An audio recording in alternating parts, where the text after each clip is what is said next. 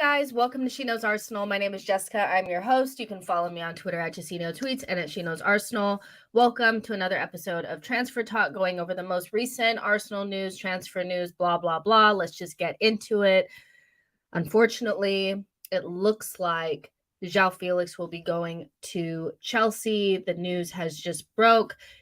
First from Duncan Castles. He was the original source of the information. They have reached a verbal agreement to sign Joao Felix on loan. So that came out maybe an hour ago, and David Ornstein has followed it up. And unfortunately, ladies and gentlemen, it looks like we have been pipped to the deal. Now, it's frustrating. I'm frustrated. I cannot lie. Chelsea offered to meet Atletico Madrid's terms on Joao Felix loan. Portugal International wants Premier League move. Arsenal and Manchester United also interested in the forward. But then David Ornstein, he followed it up and said that Chelsea or Joao Felix only wants Chelsea, or he's picked Chelsea.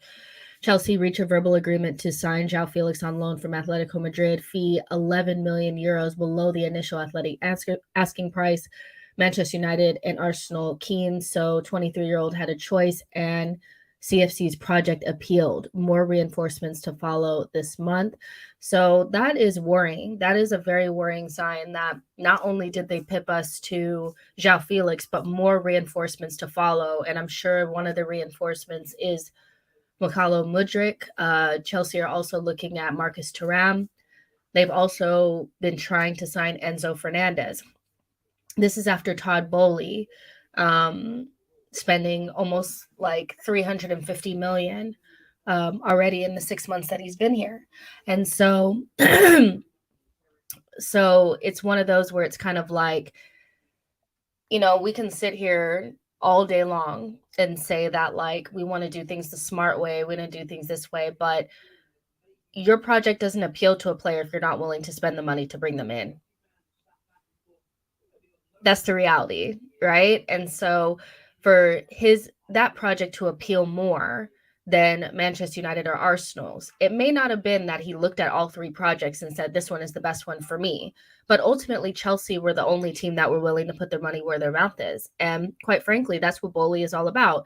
He puts his money where his mouth is, and that sometimes can be the push that a player needs. We could see yesterday when he was playing for Atletico Madrid that he wasn't in it. Like, his foot was out the door, and Arsenal have been kind of like treading and, we want to only play 5 million and this and that, trying to negotiate the fee down. And Chelsea just come straight in and say, this is what we're willing to pay. And what's our excuse? Manchester United's excuse is that they're selling the club. They're selling the club, so the Glazers don't want to spend money on an asset that they're about to sell. What's Arsenal's excuse? Is it the long-term project?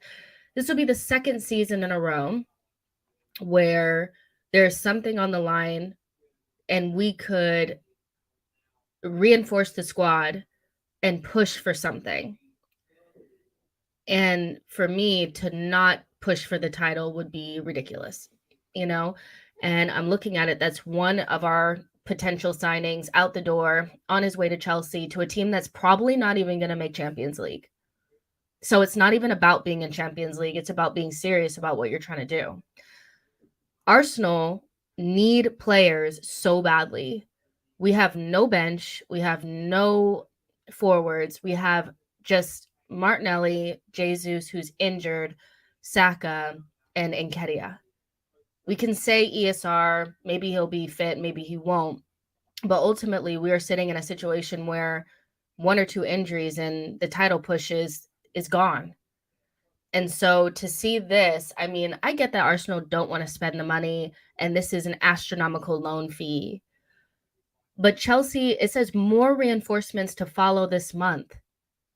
They're going to put in a bid for Mudryk, you guys. It's happening. They're going to do it. They have the money. And ultimately, for a player that's desperate to leave, like Mudryk, like Felix, putting your money down will be the reason why they go ahead and leave. What are Arsenal thinking? They have got to get players in. Like, there's no way that they can't. But we all know as Arsenal fans, and as much as we want to dress it up, that we know in the back of our minds, Arsenal will go through this January transfer window, and there is a chance that they will not bring anybody in because it's not the right player at the right price. I want to know, when something has been on the line, like a title, like top four, where not getting somebody in January has benefited us, because it never has. Like, it never has. And so, I don't know. This is worrying. It's frustrating because that's one player off. Like, that's it. And we are putting all of our eggs in the Mudryk basket, and Chelsea are going to go in for Mudryk. They're going to, because they know we're not willing to pay the price. And so if Bowley and Chelsea decide not to go in for Enzo Fernandez because that price is too much, then they essentially can put all their eggs in the Mudryk basket as well. And for Mudryk, if I'm sitting there, even if Chelsea looked terrible against Manchester City, what I do know is that they're willing to spend the money to get back to the top. But are Arsenal willing to do it? I'm not sure. And so it's frustrating. Let me know what you guys are thinking. Eric says, or Social says they agreed with Sevilla, Leeds, wonder where Koundé and Rafinha are at. Well, the thing about it is that CFC Project appealed. Like, David Ornstein has basically said that he has agreed to join them. In those other instances, it wasn't really that clear whether or not the player had decided to go there. But ultimately, if this is his only option and he's desperate to leave, Arsenal are not going to come back with anything. Like, they're just going to let it go. Like, we know that we don't, like, if another team has already went in for a player, we don't go in for him. It's done. And that's what's frustrating. Maximius says, what's up with you, Jess? You have been so negative over the last 2 episodes. Maybe we were never in for Joao Felix. Relax. Arteta and co have got us this far. You need to trust the process. Well, I don't think I've been that negative. I just think that I've been realistic and been frustrated because I know that the title push is pretty much done if we don't bring anybody else in. And so you may think it's negative because I don't necessarily feel like playing. Maybe it's because I said Manchester City away from home at Etihad in the early stages of the FA Cup. That's frustrated me, and I don't think we're going to win. And you also think I'm negative because I'm not sure that Arsenal are actually going to bring anybody in this January transfer window. Watch what I say. Watch what I say. I've been an Arsenal fan long enough to know that when we get into the January transfer window, we rarely act. And when we don't act, we suffer. And so I think I have the right to be frustrated by this. You may call it negative. Arsenal need to sign someone. You know what I mean? And so call it negative, call it what you want. But it's just me being realistic about being an Arsenal fan. And if you can name a situation where Arsenal have gone out in the January transfer window when something has been on the line and actually brought somebody in, I'll give you money, because we haven't done it. We've done it when nothing was really on the line. We brought in a bombing, whatever. But it's been since 2004 when we brought in Jose Antonio Reyes, where something was on the line and we brought in somebody. And guess what? We won the title. Last season, we had top 4 on the line. We didn't do anything for the sake of the long-term project. We've arrived. You know what I mean?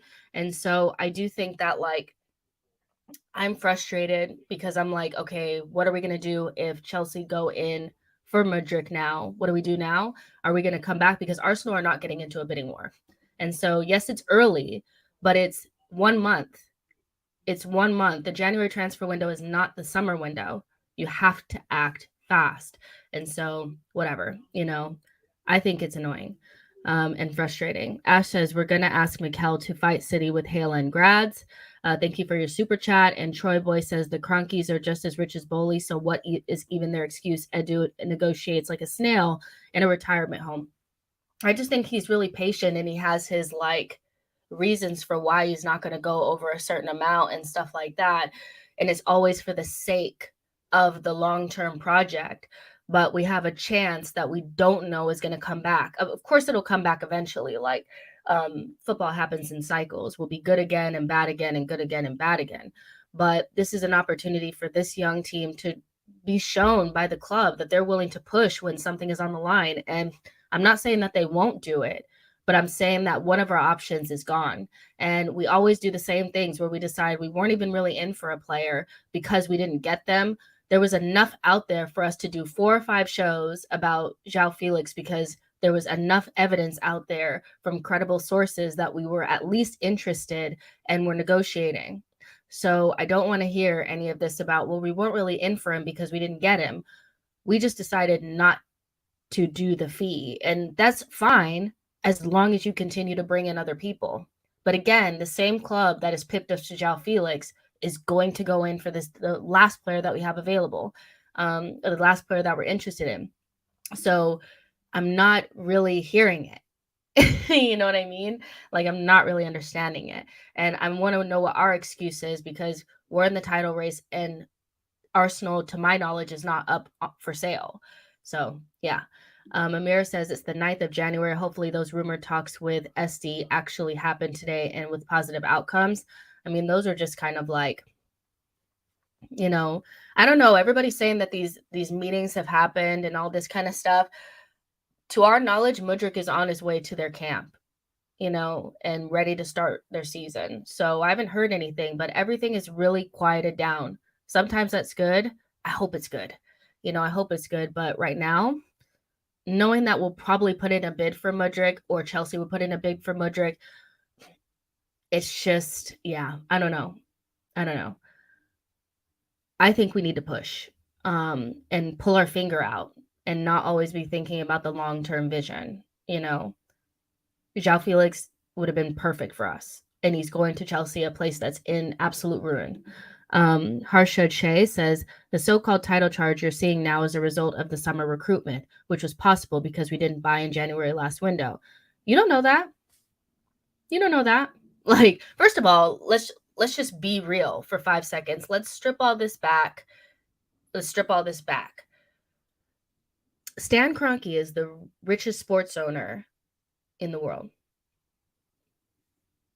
The man has money, you know, so, and he has full ownership of Arsenal now since 2018. He has more money and more access and probably more experience in the game than Todd Bowley. So let's just get that straight. So this whole like, well, we held our money together and made sure we didn't spend so that we could spend in the summer. Why are we even penny pinching like this? Like, if Stan wanted to bankroll us, he would bankroll us. FFP doesn't exist. It doesn't. Like, FFP does not exist. So the only reason why we're talking about not buying in January so that we can buy in the summer is because the Kroenkes have been tight, you know, and we're in a situation where they don't want to invest as much as it would take to really get us to the top quickly. So we're doing a long-term vision that requires us to be tight and stick to the long-term plan. But we're in situations, you have to be able to be flexible. Sometimes opportunities arise. You know what I mean? And it's kind of like you want to know that the club is willing to push when it really matters. And so, yes, you're right. This title charge is a result of summer recruitment, but let's get real. Like we have, our owner is richer than a lot of other owners. So if he wanted to bankroll us, he could. We are tight and we have to watch our pennies because the Kroenkes don't spend enough money, or they're not willing to put their money out there because of FFP. FFP doesn't fucking exist. So yeah, I get what you guys are trying to say, but it's frustrating. Like, it just is. You know what I mean? So yeah, we'll see what they do, but that's one player down. And if they go out there and get Mudryk, you guys will be on this trying to tell me that we were never really in for Mudryk, because that's what we do every single time. King says Edu and Arteta or Arsenal are so slow. Billy says, I read somewhere that Felix considering his next club by who's offered the most money. So that makes sense. He chose CFC instead of AFC or MU. Mufasa says panic buy for Chelsea. No, it's not a panic buy. It's buying a really talented player. Like, essentially, Chelsea can have a situation where they have Nkunku and Felix up top next season. I don't know about you, but I would like that. So is it panic buying? No, it's just recognizing that there's teams that are unwilling to spend the money for one reason or another, and putting your money where your mouth is, because you're in trouble. And I think they've been doing that, and it's annoying, but Chelsea will get back to the top a lot quicker than it took us, because they're willing to spend the money. And Todd Boehly doesn't have any more money than Stan Kroenke. So yeah. Calfan says Matt Law did say that Chelsea won a midfielder and a right back. East Sack says this guy Edu and Arteta are very slow, and I'm bored for show. Speaking Facts says Arsenal fans are so delusional. That's why the media lie for Arsenal fans to retweet on Twitter. Well, what are we delusional about? Because we were interested in Joao Felix, and we wanted to spend 5 million and less than 70 on an option to buy. So what were we actually delusional about? Had we had put the money up, we would have gotten Joao Felix. It was because Chelsea were willing to spend the money. So the media didn't lie. The media didn't make up the links so that we were interested in him. We just didn't do what was necessary.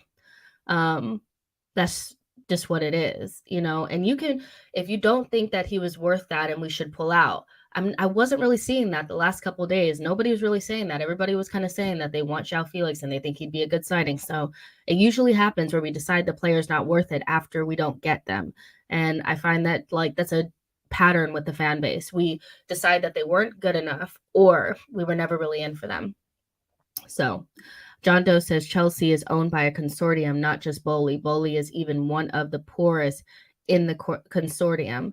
So, I mean, the Cronkies could spend the money if they wanted to. That's the reality, you guys. It's not, we're being held back. We're being held back. Now they could turn it around and still bring in somebody.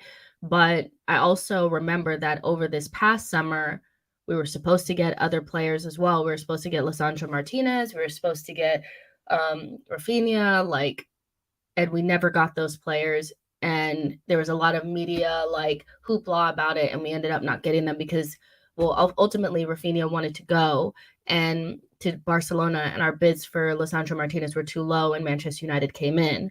But we usually, especially I was telling you guys, when certain journalists are involved and they start talking about it, you know what I mean? It's I know we're not going to get them. You know what I mean?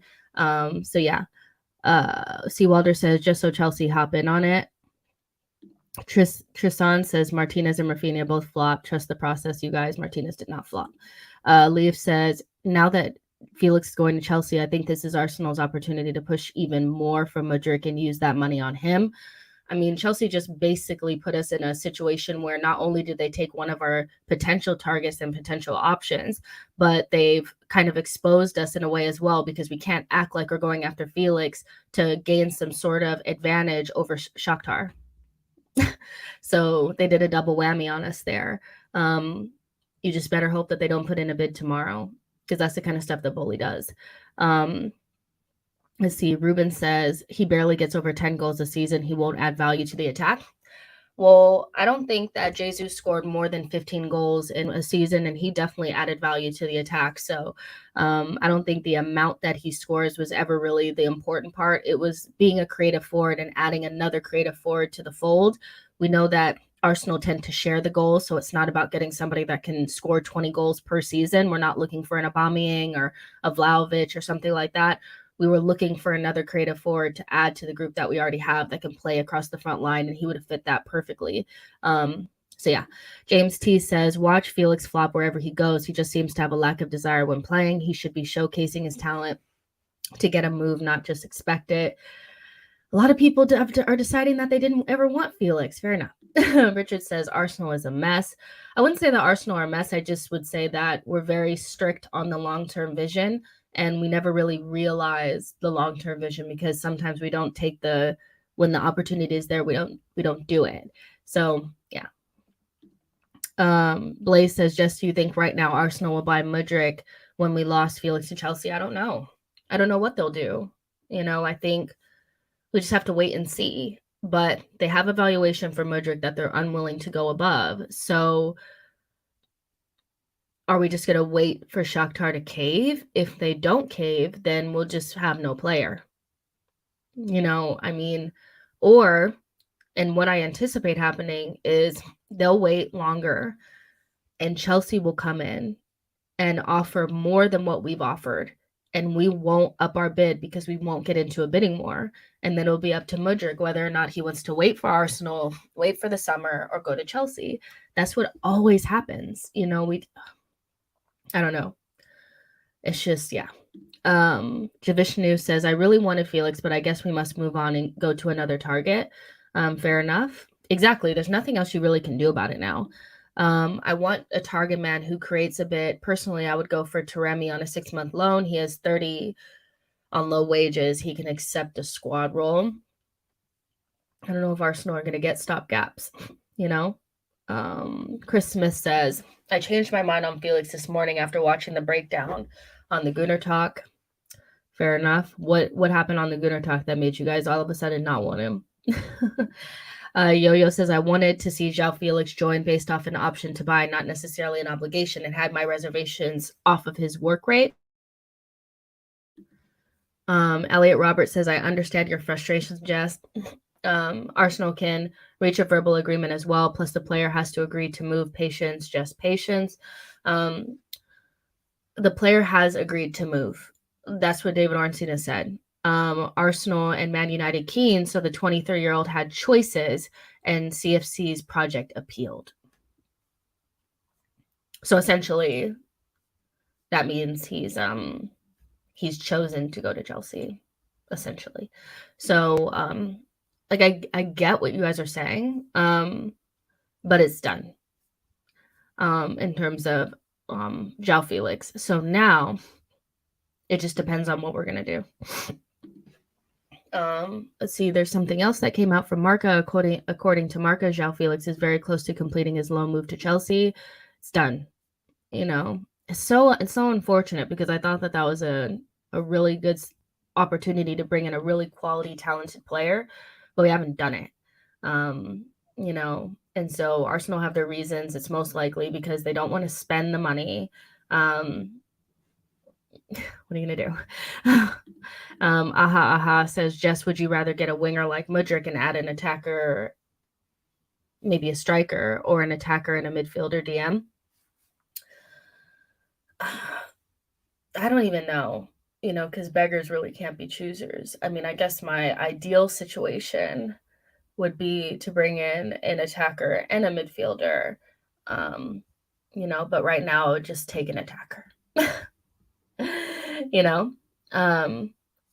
Let's see. The Mad Hatter said Mudryk needs to slap Shakhtar in the face. It's his dream move to come. It's his dream move until it's not. That's my only apprehension about all of this, is that a lot of Arsenal fans are banking on the Mudryk being desperate to come to Arsenal. But again, if Arsenal are unwilling to match the valuation that Shakhtar have set, and another team is willing to do that, very quickly another club can become your ideal situation if you're desperate to move. And so I don't think Mudryk is going to wait into the summer for his dream Arsenal move. I think he'll be in London. It's Chelsea, a team that's been consistently probably the best team in the last 10 years or so.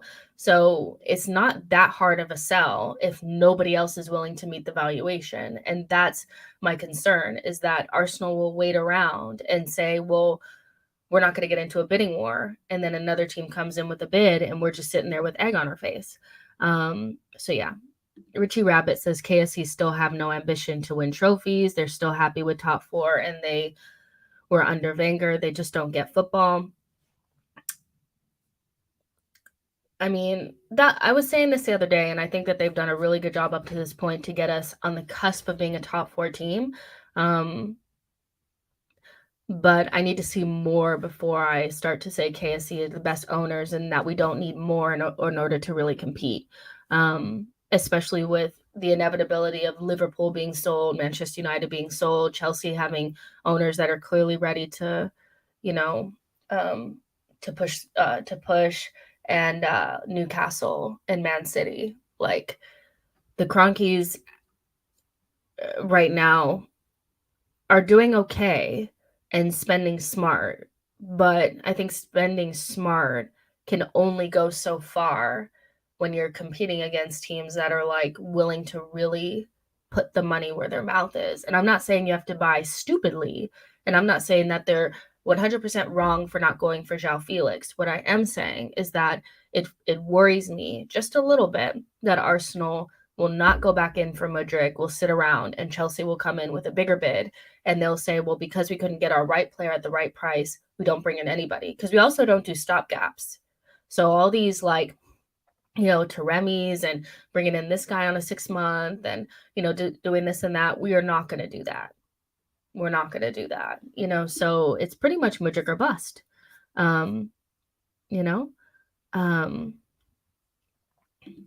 Amira says, I can't understand why Felix chose Chelsea, to be honest. Game time's probably the most important thing to him now, and only Chelsea can guarantee him consistent starts at the moment. No fighting for his place. And also they're the only ones willing to meet the valuation. That's the most important part beyond anything else. Like, in order to get into the room to talk to him about playing time and stuff like that, you will have had to, meet the valuation. But I hear what you're saying. Like, there's not a natural spot for him. We kind of talked about that as well. But ultimately, we need 4 or 5, attackers that are fighting for the same positions in order to keep competitive with everybody else. Semi DG says, this fan base really needs to get a hold of itself. Let Arsenal move in silence. Shouldn't be upset because you didn't get the player you wanted. Might be a better fit out there. But we always say this every single transfer window. Like, no offense, Semi, and like, I get what you're saying, but I've seen this same sentence like every single transfer window, that Arsenal move in silence and they're definitely doing something, and we didn't get the player that we want. Stop being spoiled. We'll get the perfect player for us. That's not my issue. My issue is that we have an opportunity to win the league that is right within our grasp if we bring in additional players. If we don't, it's done.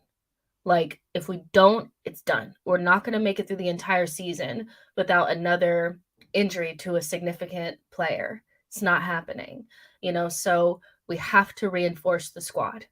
Can't go in with just Saka, Martinelli, and Nketiah for the next 2 months or the next month, and then let Jesus come back and that's it. Like, do you see what I'm saying? So I hear this all the time, and just trust Arsenal, trust Arsenal, trust Arsenal. But they didn't get anybody last January. They didn't really address midfield in the summer. So the idea to just trust them, for me, doesn't really hold water when we've been here before. And I think a lot of Arsenal fans do have a right to be worried about this, because of course it matters when are they backing Arteta with the long-term vision and giving him money in the summer. But I also think, you show your weight, when you're in a situation where it's not certain and you take a risk, you push a little bit more, so that's my only point. But I've seen this every single season, is that whenever we don't get somebody, or, we don't, they just okay, well, you guys are just whining because you guys didn't get your player. It's not that. Arsenal have not won a title in 18 years. So it's not just whining. You know what I mean? People are tired of underachieving. And I do feel like underachieving does come when you don't take a risk when it matters. It's why we didn't get into the top 4 last season. I'm sorry, So yeah, we didn't get our player. Yeah, like, we should just trust the club. But it's January 9th and it'll be January 31st before you know it. And we'll be having these same conversations. I want all of you guys to come back, and if we haven't signed somebody, make sure that you are back here, make sure you are back here. There's 430 of you guys in here, really. So like the video, subscribe to the channel. Love all the differences of opinion. Love you guys getting in, into it with me. Love all of it. Make sure you're in the chat box letting me know how you guys feel, because that's what this channel is all about. Smart Cookie says, I'm worried that KSC won't back Arteta on his targets. That's my big worry. 5686 says, the Cronkies have turned us into a small tin pot mentality club. I hate them. Let's see. T-Cal says our squad is just not deep enough. Exactly. Like, it's just not deep enough, and so we have 2 really big games coming up where we kind of need to be perfect. We're in a situation where we saw it against Newcastle. If for some reason plan A doesn't work, or maybe, Manchester United comes to the Emirates and employs the same tactics as Newcastle. But the difference between Manchester United and Newcastle is they have attackers that can really hurt us. So maybe they do the exact same thing. They sit back, a little bit and try to soak up the pressure. And then if we don't have, we're not clinical, who are we bringing off the bench to change that? We don't have anything. We're going to go away from home to Spurs. We know that's a traditionally really difficult fixture for Arsenal that we tend to not do well in. So, the gap could really close up in the next couple of days. In the next couple of weeks, we will have all played each other again. And there's a lot of points that are going to be swapped. And it could easily go from a 2-horse race to a 4-horse race based on who wins and who loses.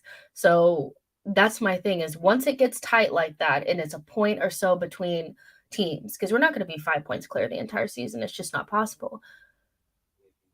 What will we have done in January to ensure that we can get it over the line or not get dragged into a top 4 race? It's just not deep enough. And that's where the worry comes in. So it's not just about losing out on Joao Felix. It's about, this is January. It's not that much time. It's already January 9th. So, yeah. I mean, a lot of people were like, we got to get a player in the first week. Now we're like, oh, it's just January 9th. Like, come on. But yeah, I don't know. Latte says Arsenal will sign no one. Jay Blaylock says, sounds like Bruno Guimaraes saga are over again. Arsenal were said to be unsure about him. Now he's a Premier League star. Richie Rabbit says the fiasco over signing Pepe has melted the minds of Arsenal FC HQ. Ben says likely we end up rushing Jesus back and injury gets worse. We need depth. I don't buy anyone, ain't trusting it, to be honest. Fulani says Chelsea is a big team and the big boy is so much good. We need him seriously. Billy says, don't you think that they have been pretty spot on so far with their transfers? They almost got every signing spot on. And it's not like we expected to be in this position. Also, Arteta said they want to strengthen. He said that last January. He said last January that we needed more players and we were thin. And they turned around and took players away. So let me just take this piece by piece. So the last sentence that you said, or the last little part, and Arteta said they want to strengthen. He's been saying that since he's been here, is that they need to spend money and they need to strengthen. And he's went through several transfer windows and not gotten what he needed. So let's take that out. We did not expect to be in this position. Well, sometimes you arrive in a scenario that is before what you would have expected. Do you just let it pass you by and expect that situation is going to come again? Next season, there's going to be Newcastle. They're going to be knocking on the door. Man City is going to be what they are. Liverpool will come back. Manchester United is right behind us. Their rebuild is not taking anywhere as near as long as ours because they spend the money. Who else am I missing? That's like 4 right there. And Chelsea, they will be back. So Arsenal cannot be sitting there with the opportunity to win the title talking about, well, we didn't expect to be in this situation. We did that last January and we ended up in 5th. So I get it. I mean, when do we expect to be there? Because by the time we get there, everybody else will be on us. So I kind of get what you're saying, but I personally don't believe in it. And it's not about me believing in their transfers. That's what it's not about. It's not about me thinking that their recruitment is not good. You know what I mean? It's more about the opportunity cost or the opportunity that we will lose out on if we don't bring in anybody. So if they didn't think Joao Felix was the right fit, fair enough. But that doesn't mean you just don't get anybody. And that's my fear. Let's see. Effie says Vlahovic in the summer and Mudryk now. Vlahovic is done. you guys. Like, we're not going to go after somebody. And personally, I don't want us to go after somebody that rejected us. He didn't even pick up the phone. Mudryk, we'll see if Arsenal actually go in and do it. Arnolito says, nah, Jess, you saw this season how big teams underperform. We're on the up because we have a clear plan and it's not going to stop. Yes, we do have a clear plan, but you do realize that like other teams are now starting to copy the same plan that we had. So again, like Manchester City are what they are going to be. As long as Pep is there, I think that they will be where they're at. So you have Man City there already. Newcastle are there. They're going to be there. It's done. Like they're going to be in and around the top 4. Then it's us, then Manchester United. They're employing a very similar thing to us, but they're buying ready-made players ready to go. They're not buying young players, so they're there.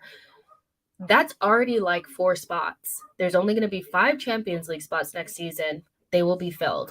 So, like, I understand what you guys are saying. And yes, there'll be teams that we don't anticipate falling down, teams going up. But I don't want us to be the team that falls out. And I think the team that falls out sometimes can be one that has a false sense of security, like Liverpool, who maybe thought, we don't need to go out and get a new midfielders this summer because, we're good enough and we have Salah and we have Firmino and we have this guy and this guy, and then a couple injuries and some aging players at the back, and boom. Eve says Arteta doesn't want to sign anybody. He wants a certain type of player who will fit into the team. I understand that, but like the reality, yeah, Saturdays equals youth. From next season, there'll be 5 Champions League spots. So not sure if you're up on it, but they've extended the Champions League spots from 4 to 5. So not next season. We won't have 5 spots. There'll be 5 spots where you can qualify. And then in the season of 2024, 2025, there'll be 5 Champions League teams coming from the Premier League. So I'm not saying anything stupid. I know what I'm saying. Elliot Roberts says the Gunnar Talk has already done an analysis on Joao and says he needs at least 6 months to adapt the Premier League style of play. He's not worth the 11 million Chelsea is paying, comma. I'm not even gonna respond to that. Sorry. I'm not going to respond to it. He has said it, but like, yeah, he said it. If you believe him and you think he has a good football, his opinion is the best, then fair enough. You know what I mean? Chelsea are buying without a plan. Felix is very similar to Havertz. So if he wants to go there, good luck to him. We should hijack Marcus Thuram. No. Seven King says the biggest drop off in quality is center mid. Who cares about losing out on Felix? If the goals dry up, we're done. So that's for me the biggest thing is we need an attacker. We have needed an attacker. We needed another one. We needed 2 in the summer. We only got 1 in Jesus. We need another one. And so I would say that if Saka or Martinelli get injured, that's going to hurt us really badly. I think even worse than having to play on any for a couple weeks. So I would say an attacker is most important, but we still need a midfielder, but we're only going to get 1 player, Soleil says, Jess, you are right. They are doing the same plan, buy first and sell later with a big budget. They are trying to make it faster. Let's see. K993 says this is a stupid deal from Chelsea. Loan without an option to buy. Crazy money being thrown around for a 6-month deal.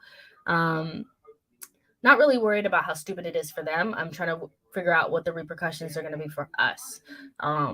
Yo-Yo says if they fail Arteta, it would be no different than the other times this club has failed the coach manager after flirting with relative success in January. People are right to feel deja vu, but the window is open. I think Yo-Yo puts it best is that we have been here before, so we've seen it, and that's why there's like a level of anxiety around the transfer windows, especially January, because that's usually around us the time where we see our team get a little bit thinner. We start to see a little bit of injuries, and there's an opportunity to do something. We don't do it, and then January, February, we fall apart, and then the season is done. we go through a really bad patch, we throw it away, and then we kind of come back at the end of the season and people gain hope again, but we will have missed out on the opportunity because nothing was done in January. So yes, we have seen it before, but at the same time, I think as Arsenal fans, like, yes, the window is still open, so we shouldn't have a complete meltdown until the window is closed and nobody has come in.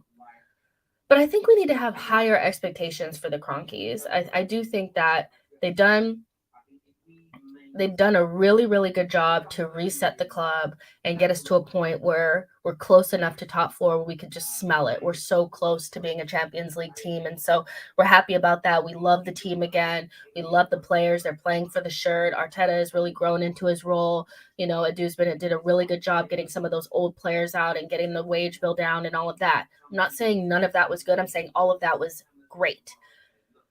But the job is not done.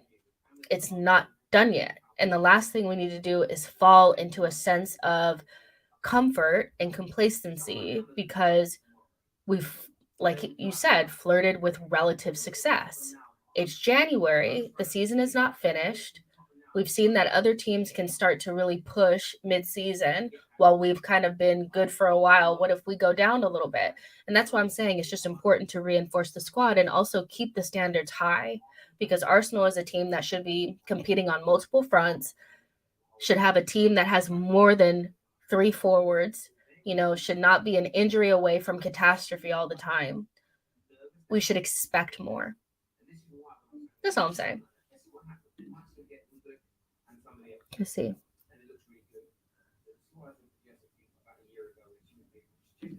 Eve says, I think that this is stupid for Chelsea to sign a player who wants to come to Arsenal.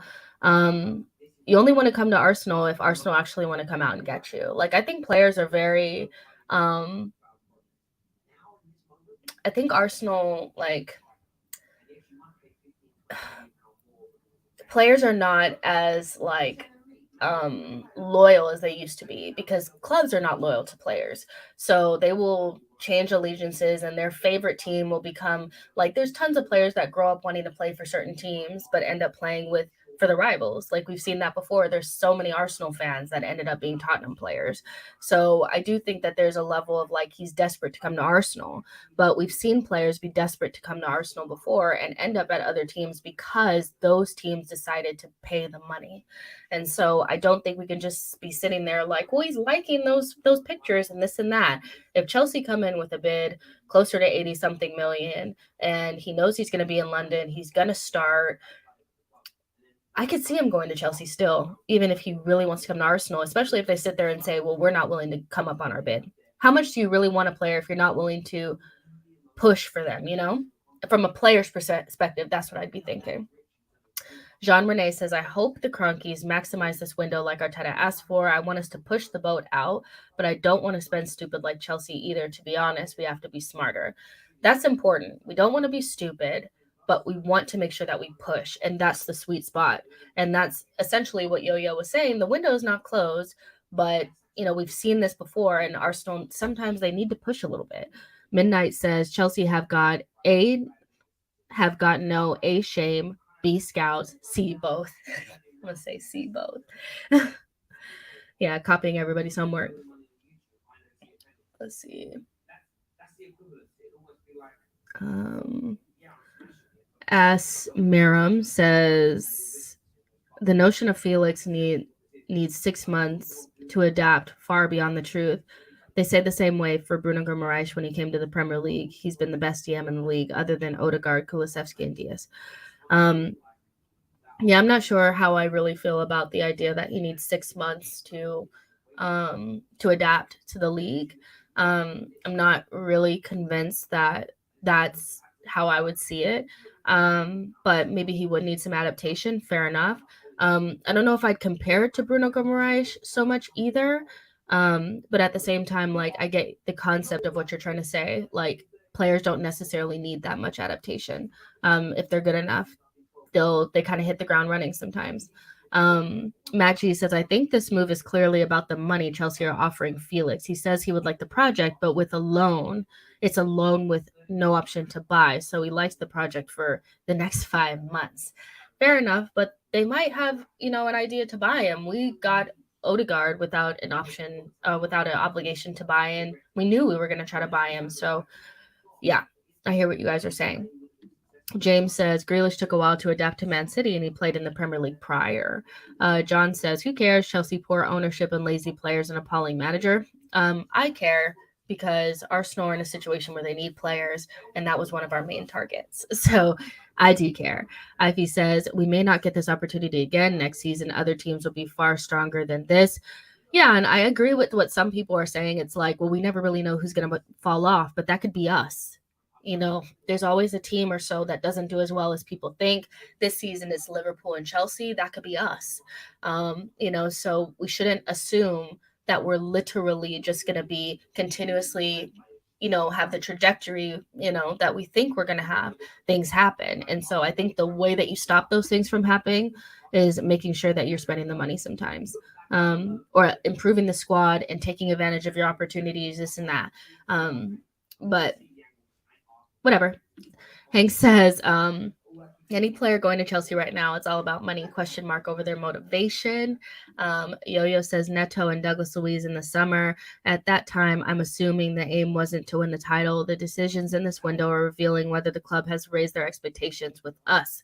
That's probably the best thing that you've said today. You always have like the best insight and you put it together so perfectly. The decisions in this window are revealing whether the club has raised their expectations with us. So if they go out and they don't bring in anybody, then we know that they're still just aiming for top 4. That would be really, really disappointing. But it's exactly what they did last season. They decided that it was just good enough to finish, and I'm not saying this is Arteta. I want to take Arteta from this because Arteta in every single window has said we have to maximize the window. We need to reinforce the squad. It's been the Cronkies and Edu that have not brought in the players. So taking Arteta out of it, we'll know, because I think his expectations are to win it all. I think Arteta is eyeing the Premier League, and he knows he needs players to do it. But whether or not the club feel like they need to just continue on with this trajectory and continue on with the long-term plan and not get sucked into panic buying. Not everything is a panic buy, though. Let's be real, you guys. A lot of us sat up here and said that Bentancur and Kulusevski was panic buys, and they were the reason why they got it over the line. So not everything is a panic buy. I don't think we should just buy anybody, but do I think we should go through this window and not get anybody? No. Blake says, thank you so much for your super chat. Says, hey, Jess, love your content. Keep up the great work. Thank you guys so much. I really appreciate your super chat. Jordan Hill says, can't get away with not signing people every January in the league, especially when the league is this close, top to bottom. Hope they know what they're doing. I hope so as well. Richie Rabbit says, good points, Yo-Yo. Fave Me says, this is a season to maximize major. If Arsenal needs a step forward, we need key players. Exactly. Terrence Tipp says Neto is overrated. I agree that he's overrated, but I get Yo-Yo's point is that when we were in the summer, they probably weren't really looking at the league as a real target. And now that we're there, yeah, we'll know whether or not they have changed their expectations like a lot of Arsenal fans have. But to be fair, there's still some that are like top 4 is the goal,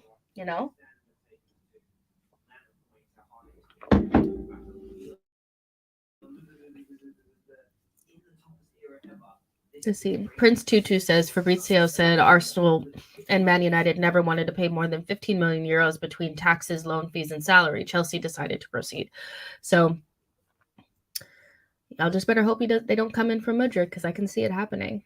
Magnificent Jafar says, signing Felix is absolutely crazy, though. That's why no big team before Chelsea wanted to pay the money. Just paying 11 million wages, taxes, there's no option to buy. How does that even make sense?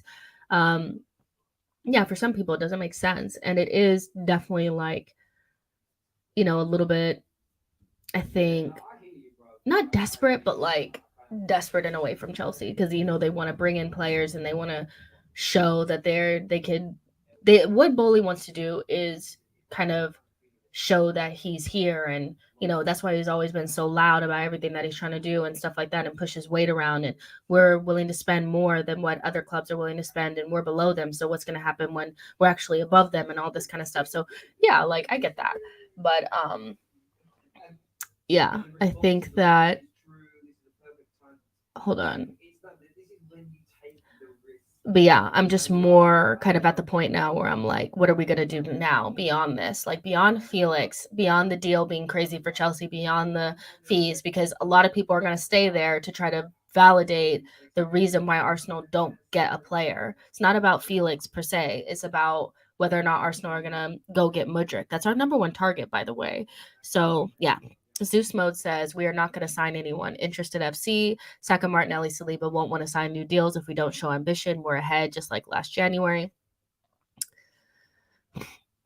You have a point there. You have a little bit of a point there. Thank you so much for your super chat. Fave Me says, what's the next step for Arsenal? I think the next step is just to kind of buy a player and try to get him in as soon as possible. Like, I think that's what it is. I'm not going to say that we need to like panic right now and whatever, but I do think that there's a realistic possibility that Arsenal don't bring anybody in, and that would be really poor in terms of our title hopes, Tudor says we need 2+ players in January, Mudryk, and then who? We're only going to get one player, Tudor.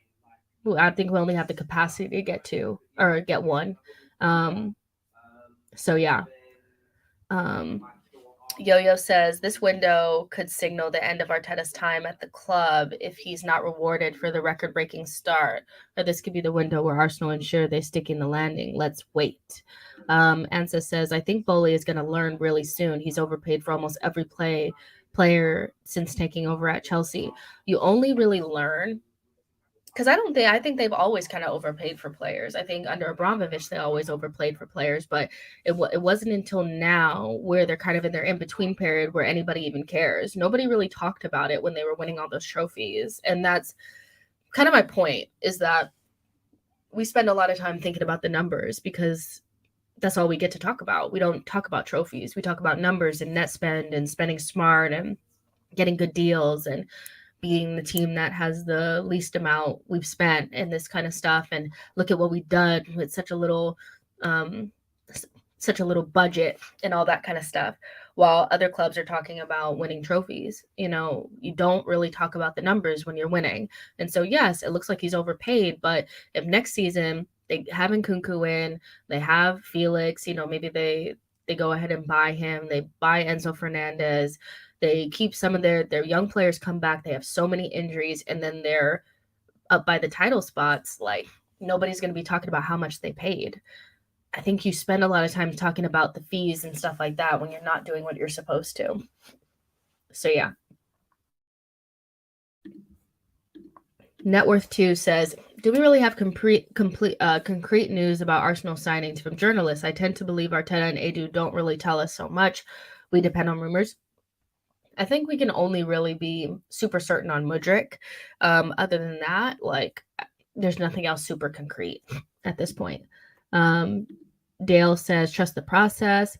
Not Focal says, Chelsea just throwing around crazy money. Richie Rabbit says, Zaha's time has come and gone. He's not going to leave in January. That's already been said, so we can let that go. AJ84 says, Arsenal will get a player or players in this Jan. Chelsea has spent 300 mil and are 10th. Money spent doesn't equal a good team or a league position. It doesn't, but I see a lot of parallels between what Chelsea are going through now and what we went through. I see a club that's been mismanaged a little bit. They switched between managers. It hasn't really worked out. And now they have a young manager that Bowley is going to back. And his ideas need to get across to the players. They have older players that are not really buying into this young manager's project as of yet. He's going to start relying on younger players. That's why they brought in Chukwuemeka. That's why, they're trying to buy Enzo Fernandez. Joao Felix is also quite young. And Nkunku is like 25 years old, and he'll start building his own squad. And then when he gets some of those older players out, because they have a lot of older players on contracts that are going to be expiring over the summer, then, and when their players come back from injury, they'll have a young squad that's probably going to be willing to listen to Potter, and then we'll see actually what the spending has been like.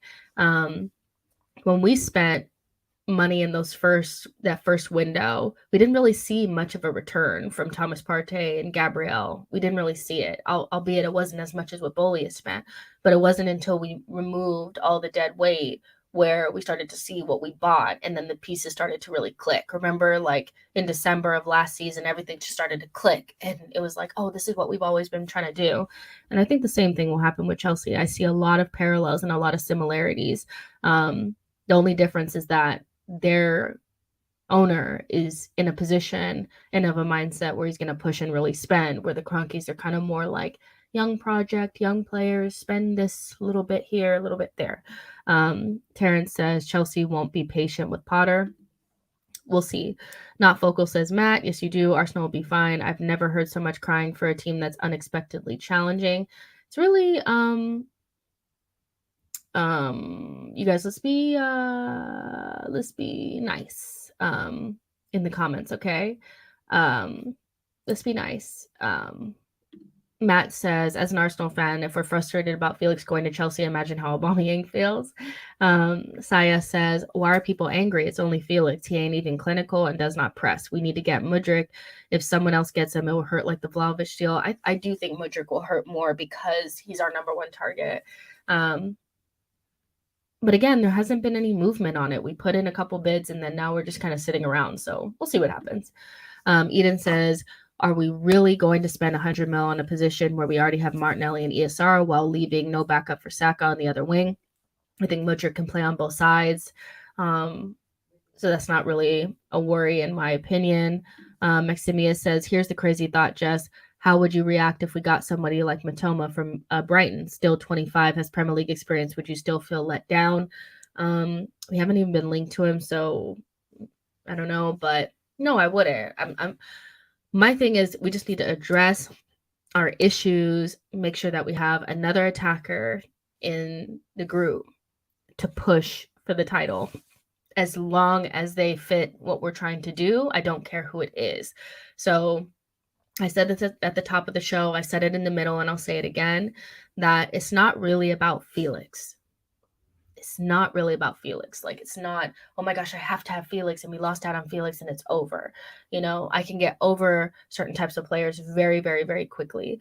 What it is that it's one less option and one more excuse for Arsenal not to buy anybody in January. That is my problem. So if they turn around and get Mudryk, it's fine, because it wasn't so much about Felix per se. It's that I know how Arsenal operate. If they have two targets and both are too expensive, which, you know, it's like, why do we even do anything if we know they're going to be too expensive? But if they're too expensive, we know we won't overpay. We know we won't get into a bidding war. We know if somebody else goes in for them, we won't come back. And so we'll just be left with nothing. And so we've only been linked to two players. Maybe we have other players in the back burner that we're thinking about, but if it's just Mudryk, I do think that's a little bit concerning, considering Chelsea are willing to throw stupid money at things and they're interested in Mudryk. That's all it really comes down to. AJ says, if CFC don't get the top four, if they don't get top four, these wages will be unaffordable for everyone. Same way Barca signed everyone, pulled the lever, and didn't get past the group stages in CL. Again, they have a lot of players leaving in the summer off of their deals expiring. So that will alleviate a lot of their issues in terms of high wages. Eden says, think we dodged a bullet with Felix. Feels like he could become another star in the dressing room, something Arteta would not accept. We saw that with Abba. A4E or G4E says, maybe Arsenal know they won't win the league signing players or not. That could be it. But let me ask you guys this. If we don't buy anybody in January, looking at the way the league is going, looking at the fact that we have Newcastle and Man United coming up pretty quickly, we know Liverpool can turn it on whenever they want to, and the gap between us and the other teams are starting to slowly get smaller and smaller. Excuse me. where do you think we finish? Where do you think we finish without any sort of, because even if it's not about the title, you guys, one of my other fears is getting sucked into a top 4 race. And I know a lot of Arsenal fans are like, we're beyond that. But look at the points. It's not that it's just take a couple of losses and there we are. And so for me, it's just, I think a player, not only from a playing perspective, I said this the other day, but like they can lift the spirits of a team without even playing, and I think the team just needs a little boost going into the latter stages of the season because it's going to be so hard. And so not doing that, we could end up went really, really high and then maybe plateau a little bit. I think we need like about 12 more wins out of 21 games. So we should be okay. But I don't really want to see us in a top 4 scrap, because it only takes a couple of losses, Kevy Kev says, if we don't buy anyone this window, we're just scraping top 4. Ansa says, there's no way we're finishing below 3rd, new player or not. Ricky says, you're only a few injuries away from the wheels falling off. If you sign 2 players or minimum 1, I see you winning the league. Dev M says, do you think we can win the title with only 1 player coming in? Yeah, because so here's how I see new players. It's, of course, they can bring in new talent and offer you, just in case somebody gets injured, you're in a better position. But I just think new signings lift the team. I think having Jesus in our squad, it wasn't just about what he could do on the ball and stuff like that, because Jesus didn't score for many, many a game. It lifted the team. The team was fresh again. I think the other players feel like you need a little bit of something. And so I think midway through the season, when things have gotten a little bit stale, you start to get a little bit stressed out about the title race and stuff like that. Just having a new player in the squad can really lift you. Look at what Luis Diaz did for Liverpool last season. Look at what Kulusevski and Bentancur did for Spurs last season. So it's not just about what they can do. I think they lift the squad. And so even if it's just 1 player, it could really, really help. So I don't think he guarantees we win the league, but I think I think signing somebody like Mudryk almost guarantees that we don't get pulled into a top 4 race. You know what I mean? Matt G says, if we're going to win the league, we are going to have to rely on a bit of luck and things going our way. No injuries. Lucas says, it's not the title. New signings will help us compete in all competitions. That's how a big club should think. True. Let's see. Billy says, Chelsea are going to pay $750K per week for Felix for 6 months. Eden says, feels like a winger and Partey backup would make title charge sustainable. I don't trust Partey to last for the rest of the season. I feel like when you prepare, less things go against you, but when you're unprepared, everything falls apart. And so, if we bought another midfielder, I feel like Xhaka and Partey would never get injured. You know what I mean? But if we don't, then they'll be the next ones down. I don't know why. It just feels like that. Ezekwe says, we need new owners. Man United to buy. Liverpool sold soon. Qatar investments in Spurs. Newcastle.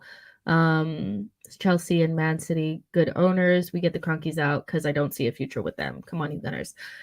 I mean, it's hard to have those conversations now because there's just a lot of okay, well, in January, we're at the top of the league, so we must have, the Cronkies must be amazing owners. I'm not really bought into that way of thinking. I think Josh has done okay. I think we've gotten to a decent point, but we haven't finished top 4 yet. We haven't seen how they operate when we're in Champions League. We know that under, this ownership plus other people, of course, when we got into the Champions League, they never really invested. We usually had to play with players from our academy or cut price players or something. And Arsene was really making, wine in the water or whatever, water in the wine. You know what I mean? He was really doing a lot with a little.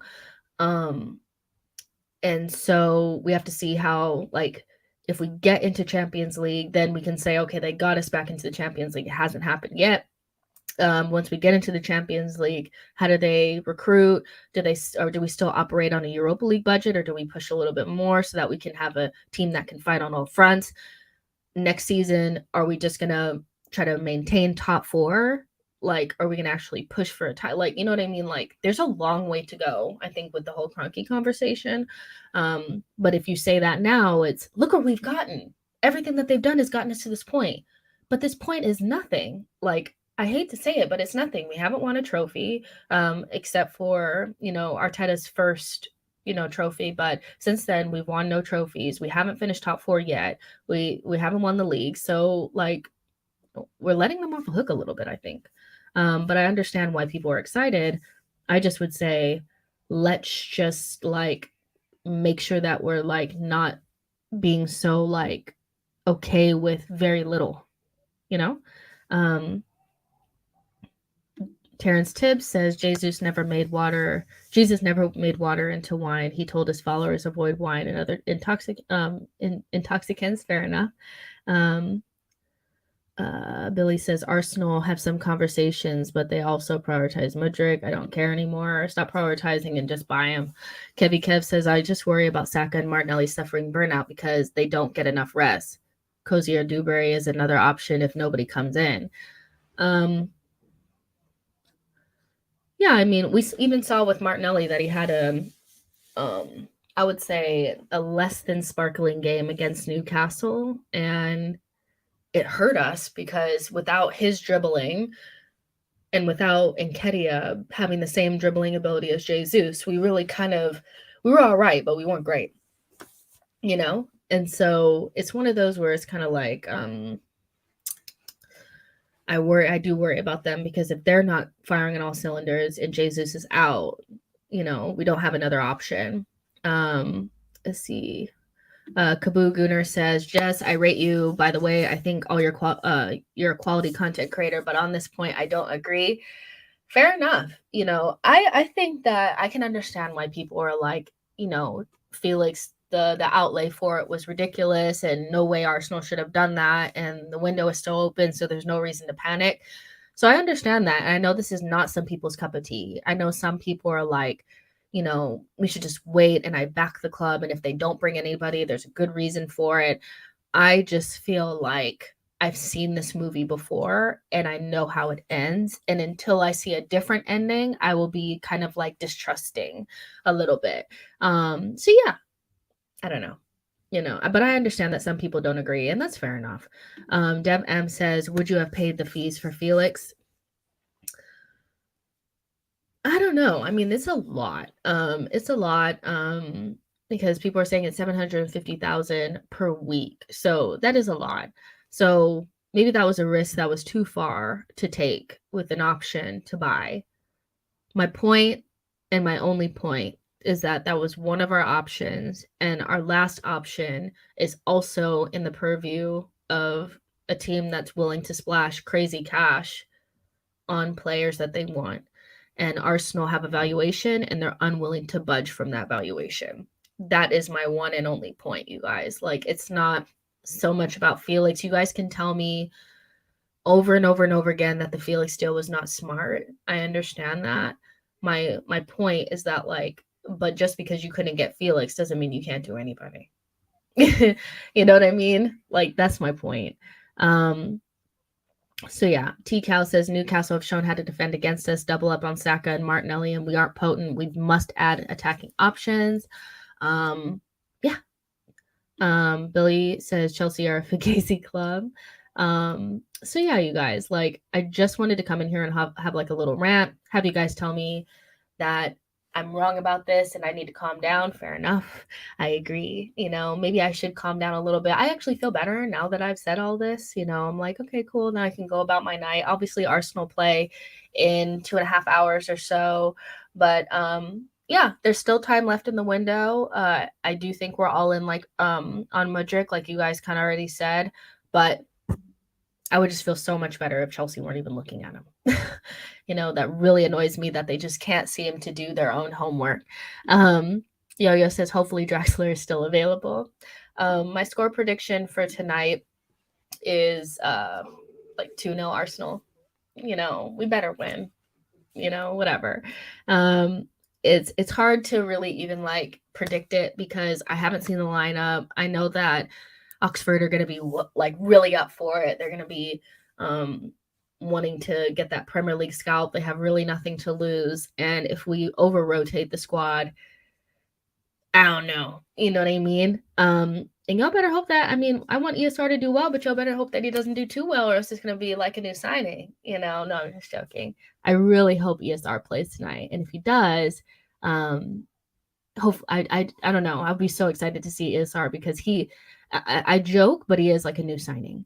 Maximia says, good to know you feel better now, Jess. Good to vent it out. Of course, like that's why I have this channel. Like this is how the channel started. I just like kind of pressed and I was like venting to you guys and doing Q&A. That's what this channel has always been, so I'll do tactics, I'll do like player scouting stuff or whatever, but really like the goal of this channel is to like just talk to you guys and you guys tell me to like stop and like I'm like, okay, you guys, you're right.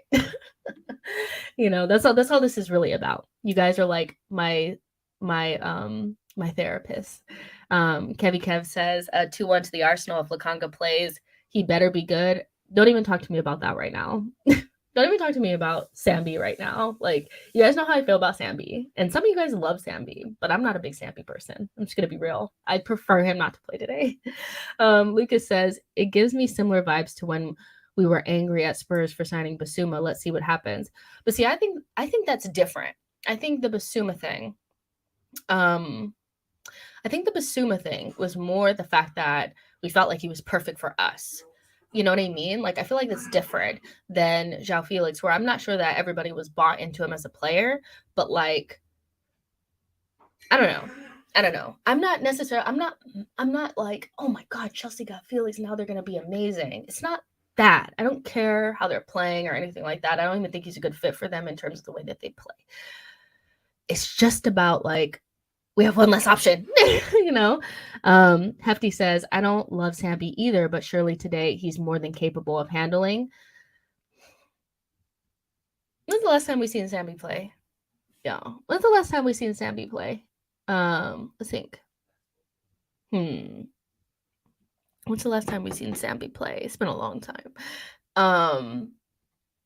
But I feel like the last time that he played, I was underwhelmed. My thing with Sambi is that I don't see what position is his position because I don't think I think we bought him for a specific reason. We bought him to be a backup to Thomas Partey, and he doesn't have the positional awareness or the defensive capability to actually do that role. He has a good pass on him. He has a good passing range, but he also lacks intensity. And so he's an automatic pressing trigger as far as I'm concerned. He loses his markers and stuff like that. So, and then as an 8, can he be reliable in both boxes? Meaning, if he has to defend, can he do the job and cover our fullbacks? And can he get into the box and score goals? I don't know. So what is Sambi? And is he good enough where we can create a role for him that we actually can use? You know what I mean? That's my issue with Sambi. It's not that I don't think he's talented. I just don't know where he fits in. So. Let's see. Lucas says Sambi is a mid-table rotation option at best. He doesn't even start for Everton. Now looking at what's his name, I think we should have went for him. What's his name? You guys know what I'm talking about. He's on Everton. You guys will tell me in the chat. What's his name? He's Belgian. Him. Because he has the physicality to do it in the Premier League. Do I think that he's like great on the ball? No, but he has the physicality to be in this league. And I thought he was really good against Manchester United, to be honest. And so I was watching him and I was like, damn, he was kind of good. Sambi is like a good, like technical player and can do it, but in a slower league where he can take his time and stuff like that, where the Premier League is so, quick. I just don't know if he's ever going to speed up enough for the league. Not a Wobie. Although I still see Arsenal fans saying like, oh, we should get a Wobie as our left 8. No offense, but no. Never. Ansa says Sambi will become a great number 8, not a number 6. We only choose to see his few poor performances and ignore the good ones. What was a good one? That would be interesting for me to know from you. What did you see from him that was a good performance? And if you say it was at the beginning of last season, I'm gonna slap you through this computer. Because if it was that long ago, then we got a problem. And don't tell me preseason against Orlando City, okay? When was the last time Sambi had a standout performance? That's what I want to know, you know? Aha says he was good versus Villa at home, to be fair. Laska says, Jess, what are your thoughts on Willick? Do you think it was a mistake selling him?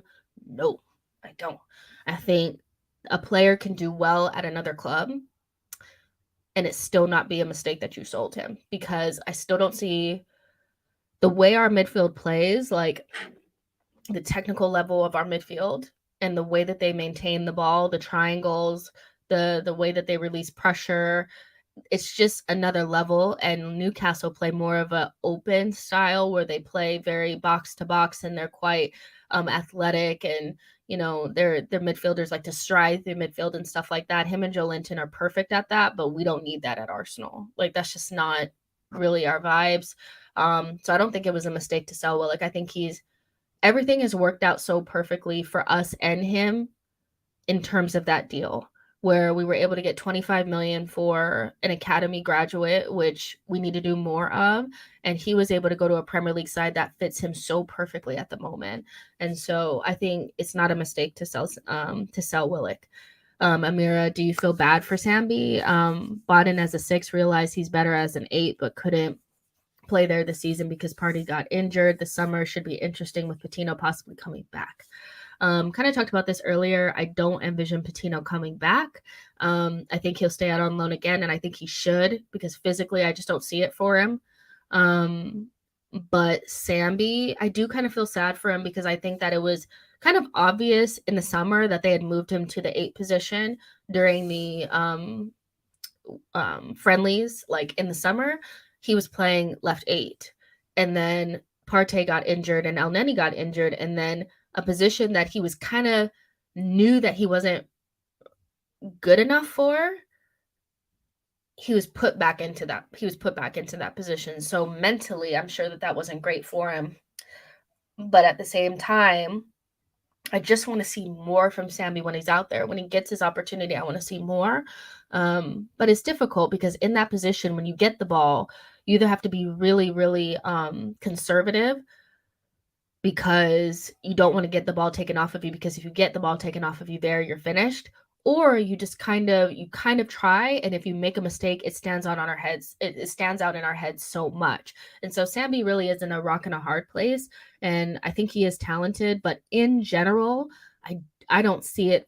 I don't see it at 6, and I also don't see it at 8. Even though some people do, because the type of 8 that he is, I need him to kind of gain the goal scoring or something, because what is he going to do for us at the 8 position? Mikey says Sambi just isn't agile enough. Ify says, poor Sambi, there's a player in there somewhere, maybe not at Arsenal. J Dime says Patino has been smashing it in the championship, which is tougher than the Prem. I just would like to see him in one more loan, just to make sure, because when I was watching him, I still thought I saw a little boy. Even though he was really good, like, I still thought I saw somebody that was just still on the edges of not being physically ready yet. But yeah. Richie Rabbit, obviously championship is in a higher level than the EPL. It might be more physical, but it's not as technical. Alan Ball says, give us our players back, thieves. Talk to your board. I would love more of your players. If you have any of them still available, we would take them all, because they fit us perfectly. Thank you very much. You don't need them anymore. You don't need Jesus and Zinchenko. You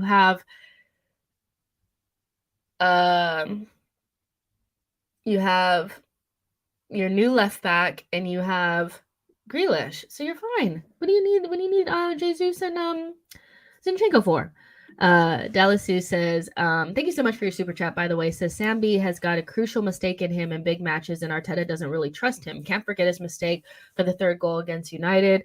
I think Arteta had his hand in that mistake as well. But yeah, I think against the better teams, we see the gaps in quality between our good players or our starters and our not starters. So, and Sambi's no different than that. It's interesting because there's just I don't know, there's varying gaps. Like in Kedia, I think the gap isn't as big to Jesus as we thought in terms of like it's not massive, but it's there. Vieira and Odegaard, it's not massive, but it's there. Sambi and Thomas Partey is just a gulf, and then as an 8, I don't really see it. So yeah, Sambi, he does have a mistake, but it's because he's not a natural DM, and it's hard when you put players in positions that they don't really fit. It's hard. Like, he's out there, and I know he's trying to do his best, but you got to do a lot in that 6th position. And then what we end up doing is pushing xhaka further back to support him, and then we lose something going in attack. Yeah, so it's hard. Richie Rabbit says you can only judge a transfer window at the end, so we're all jumping the gun somewhat, but that's what fans do.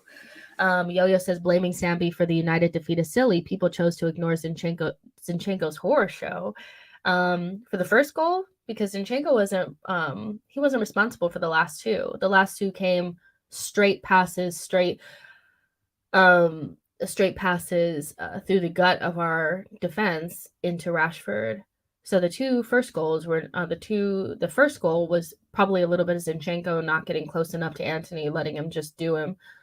But the 2 other goals, I'm not sure that because didn't Gabriel kind of jump out of his position? Like, I don't know. It was a multitude of mistakes. A lot of our goals are kind of like that, where it's like, and most goals are like this in general, but I think we tend to, whoever we don't particularly fancy on the day, or it's not our favorite player at the moment, we tend to focus in on them and say it was their mistake, but there's always like a pathway to the goal when multiple players touch it and make mistakes. So I think Sambi's mistakes do stand out to me a little bit more, just because I do think there's a massive gulf in quality between him and Thomas Partey, and I find his lack of intensity to be a little bit like stressful. So maybe I am harsher on him than maybe I should be, but I stand by kind of like I don't think he's gonna make it at Arsenal. Aha says, Jess, who would you say has had so far had the better season, Saliba or Gabriel? Let's see. Saliba's given up 2 penalties. Gabriel has given up 2 penalties. They both given up 2 penalties, haven't they? Gabriel versus Fulham.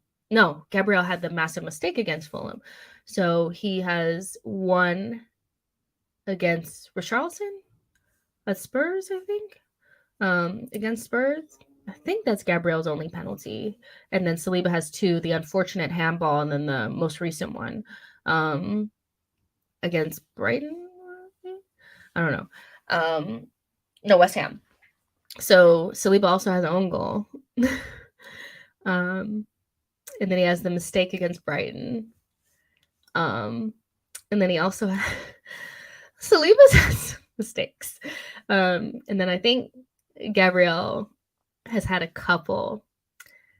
It's hard, but Gabriel has been better than Saliba this season, which should be expected because Gabriel has been here longer and is 25 and Saliba's 21. Gabriel is going into his 3rd season with Arsenal. And I don't know if you guys remember Gabriel's 2nd season, but who shall?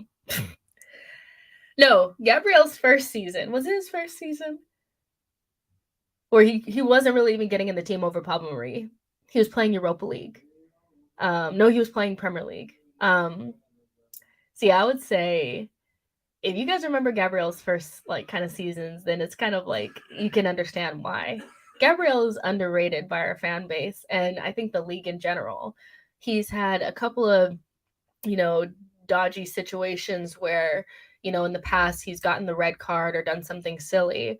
But man, back against the wall, when you actually have to defend, this guy is solid. And his ability on the ball is really good. He's been great. But at the same time, the combination of Saliba and Gabriel really works, and it's a team thing. It's a combination thing. It's a partnership. And so Saliba was always going to have a rough first season. And I think his rough first season is better than a lot of other people's first seasons. And he's at a big club and all eyes are on him. Whereas if he was playing at Leicester or, Brighton or something like that, nobody would care, So I do think that, Gabriel's had a better season, but at the same time, like, nobody has more clean sheets this season than Arsenal, except for Newcastle. And I think that goes underrated. This is a very young partnership and they're doing well together, but Gabriel's been here longer, so. Social Join says Gabriel's style is good for the second part of the season where it's scruffy, get it done part of the season. I agree. Delasu says, I think Gabriel has improved on the bozo moments. I mean, he still has them. I think players in general have bozo moments. The elite world-class players, they don't have them very often. The top level of players, they don't have them. And so, every player has them, but I think the better you are, the less you have them. And I think Gabriel's cutting them out kind of slowly, but he still has them, which is normal. But by the time he gets into his prime, which he's a center back, he's 25 years old. He has like a couple more years till he gets into his prime, or maybe next season will be his prime. He'll be so much better. So, yeah.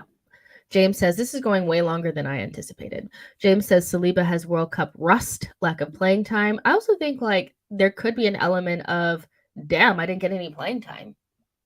Did he anticipate not getting, like, any talks or any playing time? Did he? Like, that could have played on his psyche as well. So, yeah.